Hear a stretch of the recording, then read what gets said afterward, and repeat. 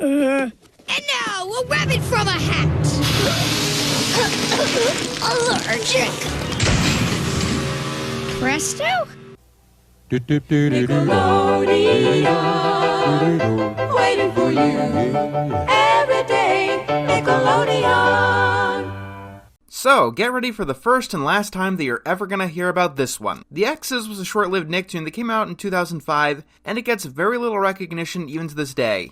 And probably for a good reason. I'm sure that this show has fans. I think plenty of them have already even commented on the series. But I'm sure the number of fans of the show is small. The X's lasted only 20 episodes and it has never been re-released since it originally aired. I'm lucky that I could find any footage of this one at all, since this is one of the few shows the world seems to have collectively forgotten about. So please pardon the video quality on this one. This is literally the best that I could do. And quite honestly, this show just reeks of wasted potential. The show focuses on the X's. They're your average American family, except that they're spies. I bring up what I said in my Minions review. A show about a family with an interesting quirk like this, whether they all be super villains or super spies, it's a great premise. I just don't know why anyone didn't actually want to use it. Maybe I just got unlucky and the two surviving episodes that I managed to find were absolute duds. I don't know. In the first one of them, we see this family of super spies doing nothing super spy related. Instead, it's about the little brother having a crush on the teenage girl's friend, something you could find in literally any show ever.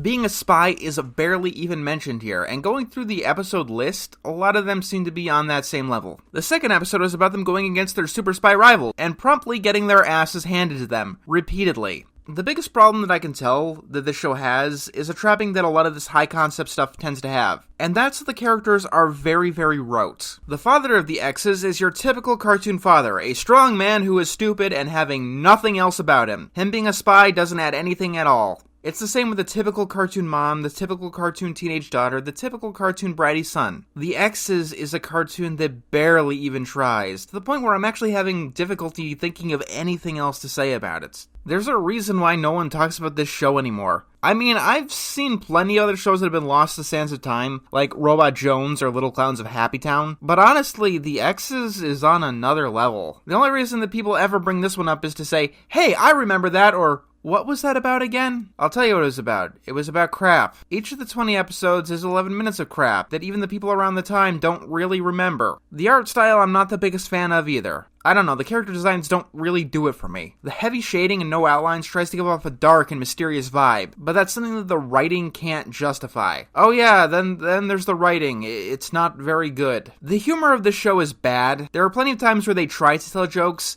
but each of them is cliched and derivative. And of course we have the voice acting. That's some place that this show went all in on. It wanted to go for the big name voice actors. But if the buzz on Maggie proved anything, good voice acting doesn't make a good show. In fact, it's kind of the opposite. This might be just me, but I have a low tolerance for people who are paid to do a specific voice. Again and again and again. It just takes me right out of the experience. It usually breaks my immersion when I can't watch Sarah Lynn from BoJack Horseman without thinking of Mabel from Gravity Falls. It is always distracting. Tuesday's friend is Gretchen from Recess. I cannot like your show if you're constantly reminding me of a better show. And they constantly do that with the voice acting. Speaking of which, Patrick Warburton plays the father. I have several issues with this. I really wish, and this sounds completely backwards, but I really wish that people stopped using Patrick Warburton to play Patrick Warburton's famous roles. Every single time I hear Patrick Warburton in a cartoon, I hear Kronk. And guess who he's playing every time he's in a cartoon? He's playing Kronk.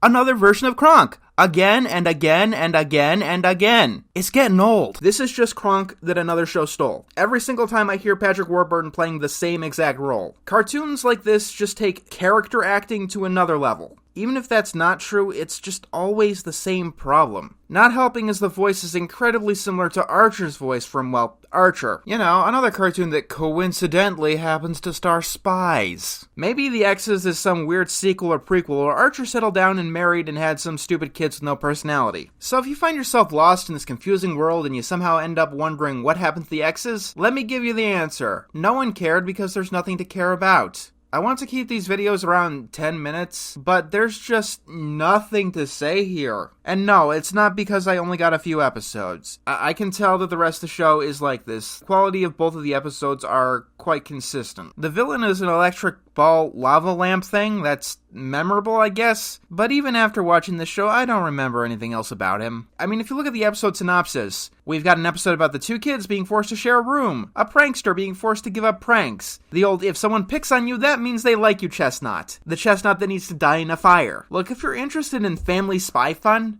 watch the Spy Kids films. The first two, anyway. If you want to watch a show that's kind of like this, I'd point you in the direction of The Replacements. You know, if you could find that one, since footage from that show is as hard to find as well. But it had a spy mother, and with 1/4 of the spy characters, they managed to do so much more with the spy premise. Goddamn, I need to watch that show more. I guess I do feel kinda bad that this one isn't available anywhere. I firmly believe that, like, every single show should be on Amazon or some other digital distribution service. You might not make much money from them, but it doesn't really cost you anything. And I've learned that there's someone out there who is a passionate fan of everything. Nothing in this world exists without passionate fans of it. Next on Nickelodeon, it's